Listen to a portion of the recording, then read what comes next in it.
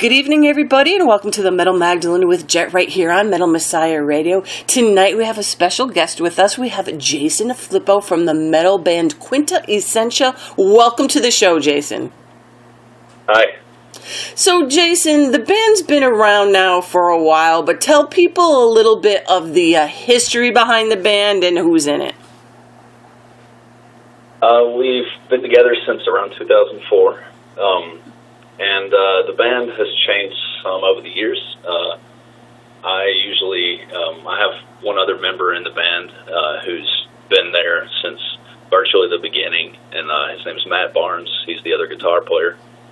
In the band, he's also in Monstrosity and Chaos Inception, which I'm also in that band with him.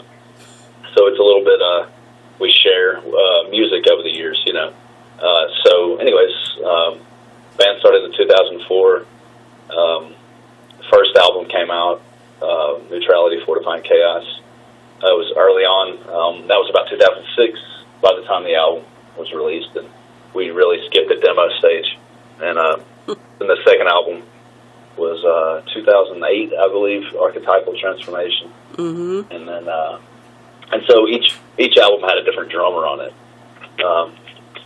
The first album had one of my longtime friends who started the band with me, and you know, the band's very conceptual, so some of the subject matter and whatnot was come together in the early days through that friendship, and he's still a friend of mine today. But the second drummer was the guy who actually was going to record the studio engineer for the second album, which ended up being the drummer for the second album. So, long story about how the transition went through. And then several years went by, and more or less we'll just write music, work on the songs, and develop them structurally, and then we will rehearse and stuff like that. And I'll pull in members to do the shows, like I'll play bass, guitar, vocals on the album, and I'll pull in other members for live performances and stuff. So bringing us up to date now, I guess now we have a different drummer than the second album, and his name's Eric Gordon. So we have Matt Barnes, Eric Gordon, and myself, and we also have a live bass player named Josh Coleman. And now you said that it's a very conceptual band. So what is the concept behind the band, Jason? It's kind of evolved. I guess I can start with the name, which is Quinta Essentia, which is Latin for the fifth essence. It's kind of started out as like the ethereal background that holds the celestial bodies into place, like dark matter, presence type thing. And at the time I was reading these books related to astrophysics, and so I was really interested in what is actually holding things into place, which continuously expands dark matter energy. You know, so I felt like it was a good concept to develop something that was kind of harness the energy of transcendence. And, you know, and it's developed over the years into the Alchemical Transformation, which has to do with, you know, the 7 steps of the Alchemical Transformation, which is metaphorical. You know, often alchemy may be discredited as the changing of base metals into gold or something like that, like if you just look up a basic definition. But it's way more than that, and kind of the concept of the band is about transcendence, and also the cover-up of the hidden information in the world that's out there that really allows people to explore their true capacity and their level of, you know, the levels of consciousness. You know, in some ways, the music, the aggressive side of it comes from the cover-up of that information, and that you know, it's like my own personal war against what could be is much better, and it's not. So out of that you get a negative, and so that's where the aggression comes from. But it also has like a mystical transcendence type sound that is our objective.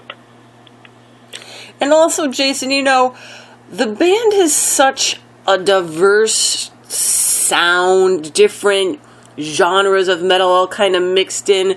And I mean, if you just listen to one song, you wouldn't be able to tell, what kind of metal you're actually playing there. What are some of your influences, and how do you incorporate your musical influences into your writing? Great question. Let's see.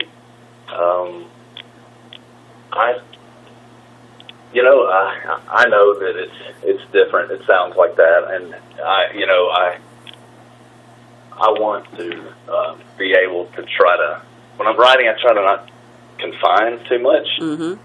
I don't want to I try not to get in a corner, so that way I can try to hit on different emotions or feeling, or capture what it is the lyrics are saying in a song, just in sound. That's the objective. Whether that is achieved each time I try, I'm probably not the best judge, but that's what I'm going for. So I think I kind of try to let the music steer itself through. The lyrics kind of speak what the music sounds like, and so maybe that plays for different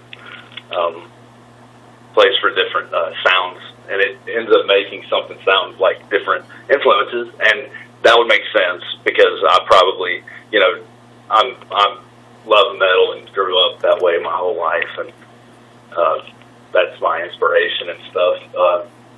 So I, love bands like Dissection and Dio and Death and Maiden and Emperor and Sabbath, all eras of Sabbath,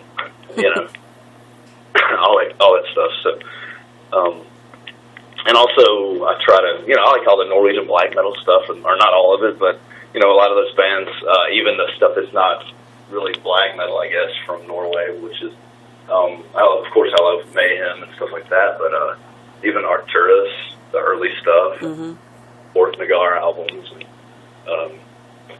Megadeth, early Megadeth, and even like Shrapnel Records type, some of those albums, not all of those, but Jason Becker and Marty Friedman, mm-hmm. but Deathspell Omega is it's try to expansive on the metal realm, but also classical, and anything where someone's truly expressing something that comes from a great place. Whether it's, I don't particularly listen to joke bands or anything, but I like, for some reason it ends up being artistic, and I try to, it ends up with some depth or something. So I just believe it's a vessel. Music is a vessel to be able to put a vision forward. And I try not to compartmentalize it too much, but it just is that way because of my influences, I think, as well. So, Jason, we're here today to talk about your new album, Initiates of the Great Work. What is the Great Work, Jason? The Great Work refers to the great work of alchemy, which involves the 7 steps of the Alchemical Transformation, which are metaphorical. So if you have, it doesn't directly, some of the songs directly talk about that. It is about the great work of alchemy. And, alchemy's existed in many cultures just to achieve, metaphorically achieve the goal of transcendence and enlightenment. So it encompasses mental as well as physical participation. It goes beyond the realms of material science. And with all of this, studies into this work, how long did it take you to write this particular album? I would say it's hard to say exactly. but just a few years, really. Some of it was just the time in between albums. Mm-hmm. It was just stuff, life stuff going on, but for the most part, I would say 2 or 3 years. Some of that was also changing band members. So we would be active, but in the process of changing band members, Mm-hmm. that's the process of working in a new drummer, learning some older songs, trying to get the new vibe of the feel of playing with someone new, because we do try to look at it like musicians and like we're actually playing off of each other, which is sometimes lost these days, and everybody records on a computer, with Pro Tools. So do you guys live near each other, Jason? We do.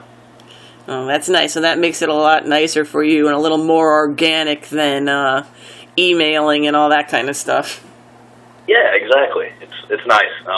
It takes a lot of work to keep it together like that, but really, it's something that as a band, it's like kind of this consistent part of life. And even though you go through life stuff, and that is the vehicle. So essentially, that's the thing that you can always fall back on, always pull to the forefront as well. It's just the creative outlet essentially just gives you something that makes you stronger, and that's kind of the great thing about it too, because it's living in a world where the music industry is maybe not what it was 15, 20 years ago or something, and it's just quite different, and it's evolved in this new thing, and you really have to tour several months out of the year.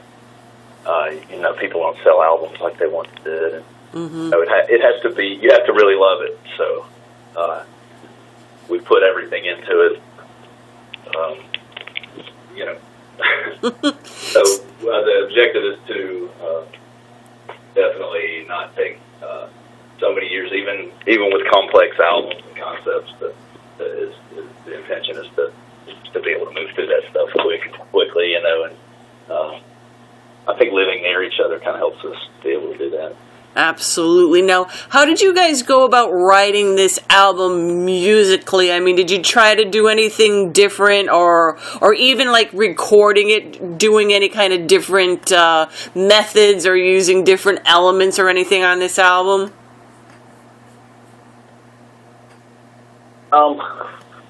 Well, let's see. Not particularly.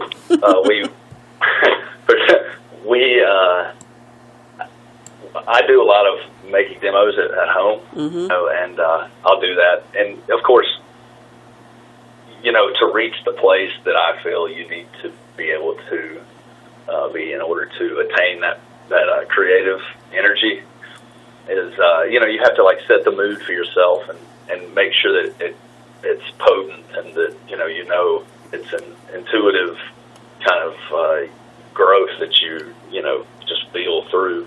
And so to answer your question in an abstract way, yes, but they weren't recording different ways of recording. Mm-hmm. It was more of like maybe a more focused energy for the writing process than the previous album. It was more defined in exactly what we were intending to do. And now, Jason, did you do all the vocals yourself on this? Yes. So you did the clean one and the death ones? Uh-huh. Because I was going to say, you have quite the array of singing there, too. Now, were there any songs on this album for you particularly that were more challenging to sing or play than others? On Lunar Power, it helped me push what I was trying to do with those style of vocals, Mm-hmm. capture that atmosphere and the feel of some of the earlier influences that I pull from. I don't want to say anyone in particular at the moment, but all the stuff I was talking about before. Mm-hmm. Some of that stuff pushed me into a new realm. And but what's interesting is when I'm playing guitar and singing live, the transitions between the harsh vocals and the clean vocals, I have to like position myself completely different in order to play the stuff and sing it, because you know it's like you're singing from a different place. Right. Because if you try to sing harsh vocal like you would sing a clean vocal, it'll just come out not right, and vice versa. You know. So when you sing a clean vocal, you got to stand up straight when you do it. More or less, exactly. Like it's all about breath. Mm-hmm. Trying to you know, if I've got my guitar sitting on the wrong spot, I can't get the right breath, and I have to move around. And mm-hmm. While you're doing that, you're trying to, you know, then you go into playing leads and stuff like that too. You know, I have to be careful what I write. Sometimes I won't think about it while I'm writing the songs, and then I've got this complicated section of music or something where I have to sing over and then switch into a solo immediately after or something. But we're always able to rehearse enough to be able to pull it off. Well, that's good. And also, Jason, I noticed that the album has been getting a lot of attention from the cover art. So tell us a little bit about the artist and what the art depicts and how it relates to the album. The artist is named Juancho Castellano.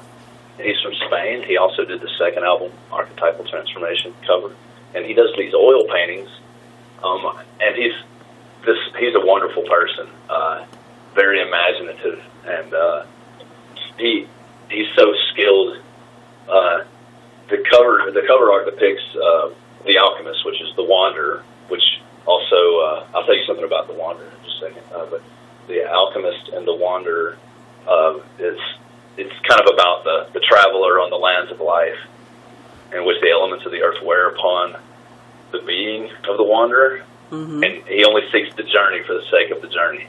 So it represents the alchemical journey, which goes into the 7 steps, which are calcination, dissolution, separation, and there's 3 more, which are all metaphorical. So you'll have like the chemical reaction of what they symbolize, and then you'll have the actual effect that they have on a person. And I can give you some examples of that too, but I would ramble on about that.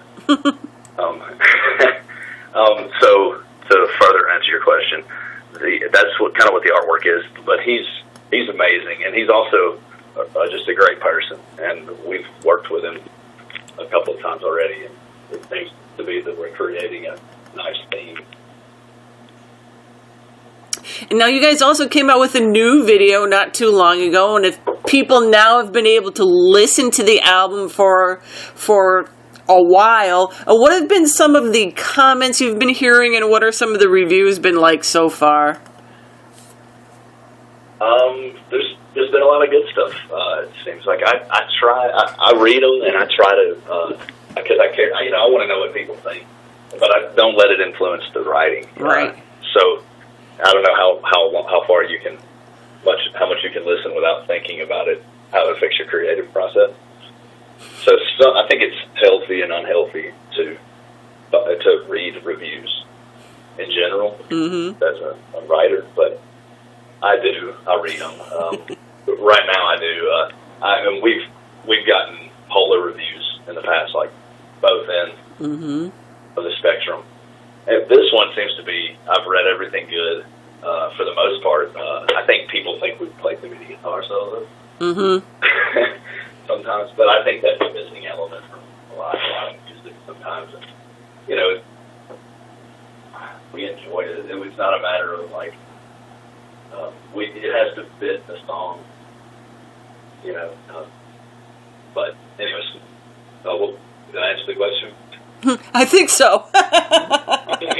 They've been good for the most part. I mean, I know what I've been reading myself have all been really, really good for the most part too. Especially the reviews from people that listen to the album. Some of them saying that they listened to it 3 and 4 times. You know. So, what about you personally, Jason? Were you happy with the final outcome? And of course, I would ask you, do you think this is your best album to date? But I'm sure everybody does with every new album that they make. So, were you happy with the final outcome? Yeah, I was. I really was. I saw it through to the very end, and it seems to be a numbing process. It's like, you like all-consuming thing for a long time through the, because it's straight from writing into laying down tracks, mixing into mastering, and in the process you listen to the song a million times, rehearsing them over and over again also. So definitely happy, but it's hard to internalize it until afterward, because that's when you actually get a chance to abstractly listen to it from, not being in the middle of it. So I've only just now kind of gotten to that point, which I'm definitely happy with it. And I mean, you guys did your album release show. So you've played it out live. What do people think of the live show that you have now with the new music? It's great. I think we're capturing a nice atmosphere with it, and I think it's a needed, something nice boost, because it's. I don't feel that it's. I'm not saying it. I feel it's different than everything else, but it's definitely got some elements that you don't hear everywhere,